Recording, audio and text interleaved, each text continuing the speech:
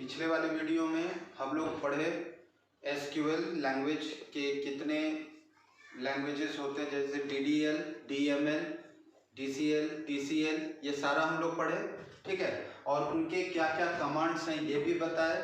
ठीक है, वो कमांड्स जैसे डीडीएल है, डेटा डेफिनेशन लैंग्वेज, मतलब क्या है कि एसक्यूएल के अंदर एक डिफरेंट कंपाइलर है। ठीक है ना, जैसे डीडीएल है तो data definition language. Data definition language मतलब क्या हुआ, जितने भी स्कीमाज हैं, स्कीमा मतलब स्ट्रक्चर, जैसे टेबल का हम लोग स्ट्रक्चर क्रिएट किए तो उसी को हम लोग स्कीमा कहते हैं। ठीक है, तो वो स्कीमा कैसे क्रिएट करते हैं, डेटाबेस कैसे क्रिएट करते हैं, उसको कैसे हम लोग अल्टर करते हैं। अल्टर करने का मतलब उसमें कोई अगर तरह का चेंजेस लाना हो तो हम लोग कैसे चेंजेस लाएंगे, ये सारे कमांड्स हमारे डीडीएल में मौजूद है।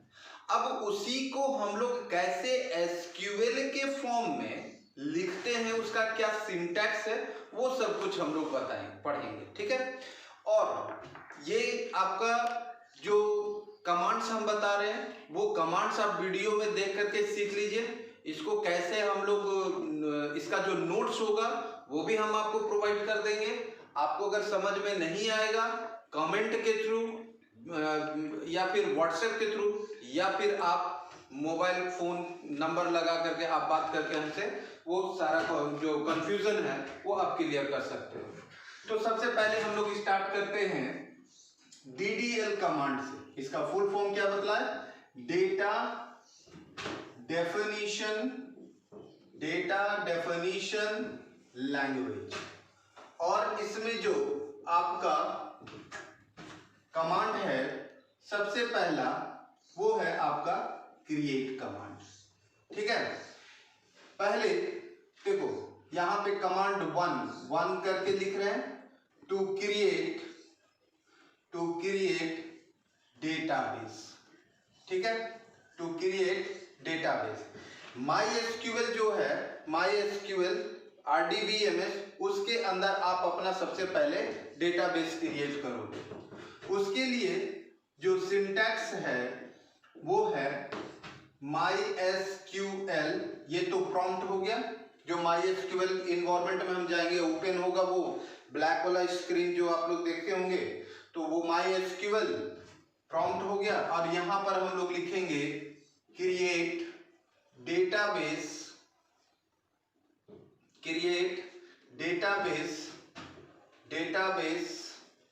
नेम। ठीक है, ये जो नाम होगा कोई भी वैलिड नेम आप दे सकते हो। वैलिड मेरा यहाँ कहने से मतलब क्या हो गया, देखो जब आप कोई भी नाम में लिखोगे, डेटाबेस नाम या फिर किसी भी तरह का, जैसे टेबल भी क्रिएट कर रहे हो उसका भी नाम, या फिर कुछ भी वेरिएबल दे रहे हो उसका नाम, तो वो नाम में आपका एक वर्ड होना चाहिए। ठीक है, डेटाबेस नेम के लिए कंडीशन क्या होगा वो देखो आप, कि आप जब भी दोगे एक वर्ड में नाम दोगे। जैसे हम लोग दे दिया डेटाबेस हॉस्पिटल। ठीक है, हॉस्पिटल, स्कूल। ठीक है, तो ये सब वैलिड है। अगर आप यहां पर दोगे जैसे स्कूल स्पेस डीबी, ठीक है, तो ये आपका जो बीच में स्पेस आ गया तो ये गलत हो गया। हाँ, इसके जगह पर अगर आप ये लिखोगे स्कूल अंडरस्कोर डीबी तो ये आपका करेक्ट हो गया। ठीक है, इसमें कोई स्पेशल कैरेक्टर भी नहीं यूज करना, जैसे स्कूल @ डीबी लिखोगे तो ये भी गलत हो जाएगा। ठीक है, तो ये सारे प्रिकॉशंस हैं, ये सारे कंडीशंस हैं जो आपको जब डेटाबेस का नाम लोगे, टेबल का जब क्रिएट करोगे उस समय में आपको ये सारी चीजों को ध्यान रखना होगा। ठीक है ना, तो हम लोग यहाँ पे सिंटैक्स लिखे। अब इसका एक एग्जांपल देखो, MySQL क्रिएट डेटाबेस XYZ। ठीक है, ये नाम से हमारा डेटाबेस क्रिएट हो गया।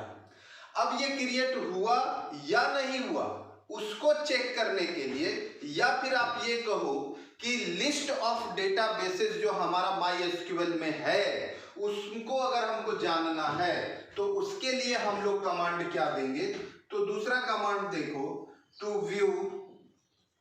View list of databases, to list of databases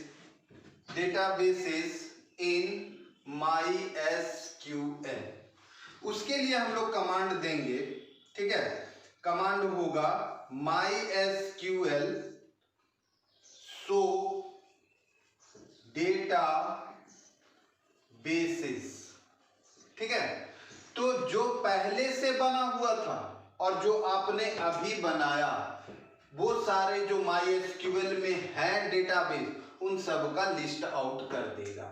अब आप जान गए कि हमारा डेटाबेस जो क्रिएट हुआ तो वो लिस्ट में आ जाएगा, या फिर आपका जब ये सही कमांड होगा तो ओके वन रो अपडेटेड यहाँ पर आपको मैसेज दे देगा। इसका मतलब क्या हुआ कि आपका एक ये जो कमांड है वह सही एग्जीक्यूट हुआ है। तो सही एग्जीक्यूट हुआ तो XYZ क्रिएट हुआ, वो का जाके कहाँ क्रिएट हुआ, MySQL में। हम लिस्ट आउट कर लेंगे सो डेटाबेसेस, तो वो सारा लिस्ट हमको दिखला देगा कि कौन कौन सा डेटाबेस हमारा MySQL में है, ठीक है ना। अब यहाँ से हम लोग देख लिए मेरा डेटाबेस क्रिएट हो गया। अब हम चाहते क्या हैं कि हम इस डेटाबेस में इंटर करना। तो जब हम इस डेटाबेस में जाना चाहते हैं तो देखो टू यूज, ठीक है, और to enter into created database, ठीक है। यानी क्या हम लिखे, टू यूज मतलब कि जो डेटाबेस है अब हम उसमें जाएंगे और उसको हम लोग यूज करना चाहते हैं, या फिर इंटर करना मतलब क्या, उस डेटाबेस में जाएंगे, है ना। तो उसके लिए हम लोग कमांड देंगे MySQL यूज डेटाबेस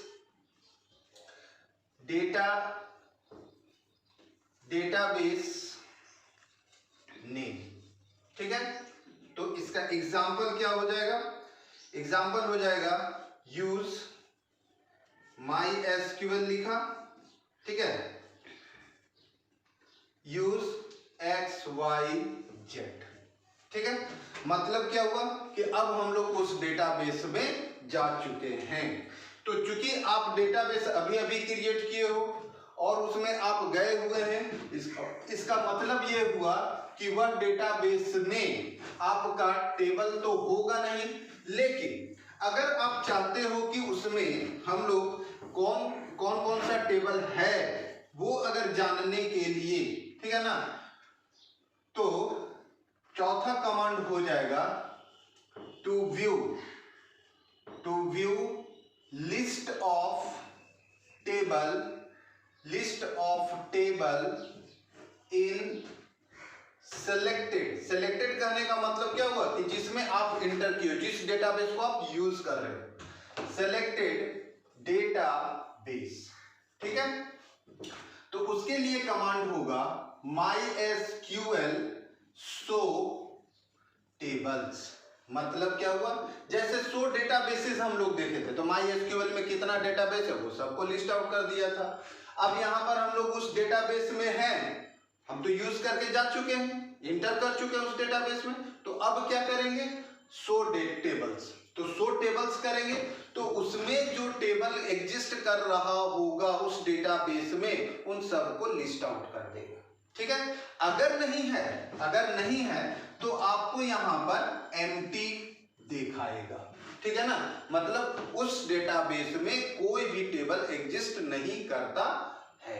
क्लियर हो गया। अब देखो कि हम लोगों ने सब कुछ देख लिया, डेटाबेस क्रिएट कर लिया, डेटाबेस के अंदर जा चुके, उसमें टेबल है कि नहीं है वो भी हम लोगों ने चेक कर लिया। तो जब कभी भी आप अगर किसी डेटाबेस में एंटर करना चाहते हो या उसको इस्तेमाल करना चाहते हो, यूज करना चाहते हो, तो यूज कमांड के थ्रू आप उसमें इंटर कर सकते हो और उसमें जो टेबल है वो देख सकते हो, या फिर उस नया टेबल उसमें क्रिएट कर सकते हो। इतना के बाद ही हम लोग कर सकते हैं टेबल क्रिएशन, ठीक है। तो इतना दूर तक हम लोग पहुंच गए। अब इसके बाद हम लोग टेबल क्रिएट करेंगे, ठीक है। तो नेक्स्ट कमांड होगा हमारा to create table, to create table, ठीक है। अब देखो इसका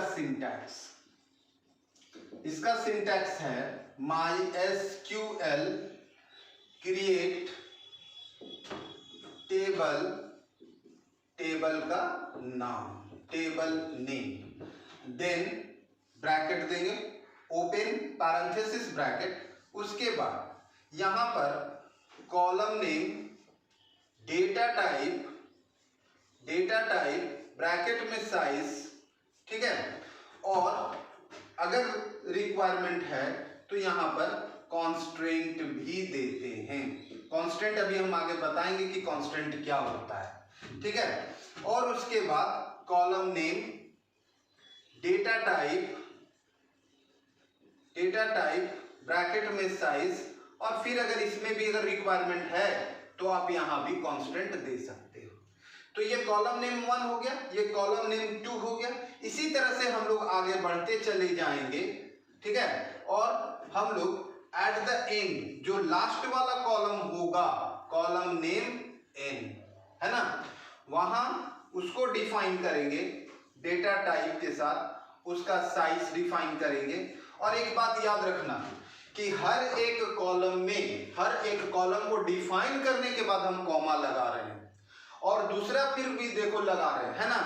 तो लास्ट वाला जो कॉलम होगा उसमें कॉमा हम लोग नहीं लगाएंगे, और उसके बाद हम इसको ब्रेक करके बाहर चले आएंगे। यानी close parenthesis bracket with semicolon देके इंटर करोगे, आप बाहर आओगे, फिर वही मैसेज देगा 1 रो अपडेटेड। इसका मतलब है कि आपका टेबल क्रिएट हो गया। अगर इसमें कोई एरर होगा तो फिर उसके नीचे आपको एरर शो कर देगा, नहीं तो आपका टेबल क्रिएट हो चुका है, ठीक है। तो इसमें देखो कॉलम नेम तो आप जैसा चाहेंगे वैसा आप दे सकते हो, ठीक है। डेटा टाइप क्या क्या लेंगे, उसका साइज क्या होता है, और कांस्टेंट क्या होता है। तो अब हम लोग डिस्कस करेंगे कि डेटा टाइप क्या है, ठीक है, और उसमें कौन कौन से डेटा टाइप हम लोग किस किस डेटा के लिए ले सकते हैं, और उस कॉलम में क्या क्या हम लोग कांस्टेंट या कंडीशन को अप्लाई कर सकते हैं, ठीक है। तो हम लोग नेक्स्ट में डेटा टाइप पढ़ेंगे।